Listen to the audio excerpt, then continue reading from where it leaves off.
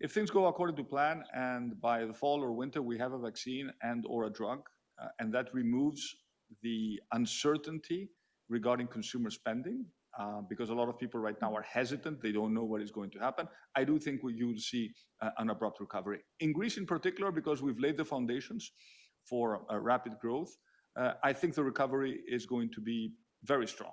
We have the potential of making 2021, which is an important year for Greece because we're celebrating our bicentennial from the beginning of the Greek War of Independence in 1821.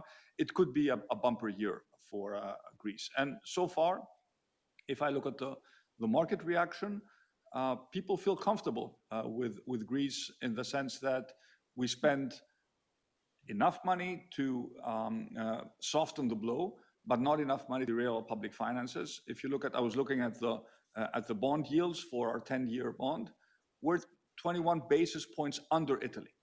I wonder how many of your, people who are sitting in on this call would have expected this to happen a year ago.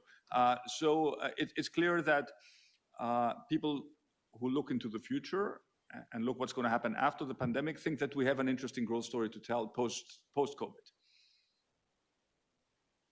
And actually, Prime Minister, I have a lot of questions from people that were listening in, saying Greek yields are so low. How do you take advantage of that?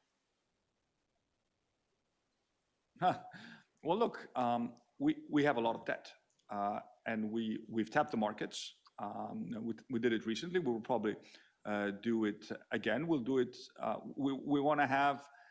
We want to make sure we have a steady access to the markets at gradually reduced borrowing costs, and this is our strategy. This is what we will do, and we want to make sure that we constantly replenish the state coffer with enough money to make sure that we address all our liquidity needs. And I should remind you that we have set aside around 16 billion for debt repayment. These are we can't access these funds.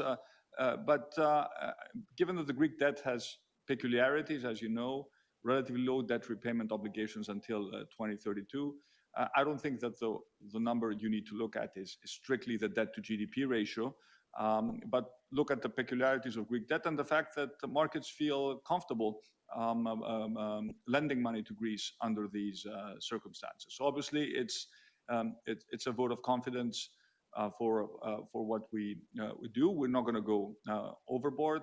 We have a very good public debt management authority, and they advise us on when and how to access the markets, and we follow their advice. Under what circumstances would you look at ESM? Well, if our borrowing costs continue to go down, there's no particular reason to access the ESM, because the main advantage of the ESM is that you borrow at a very, very low cost. So right now, there's no need to access the ESM, but as you know, it's available until 2022. If things go according to plan, I don't see a need to access it. But it's sort of a safety net that's there, and it gives us comfort that should we need it, should something go against what we have planned, there's always the element of unpredictability. It's there to be available if we need it. Right now, we don't.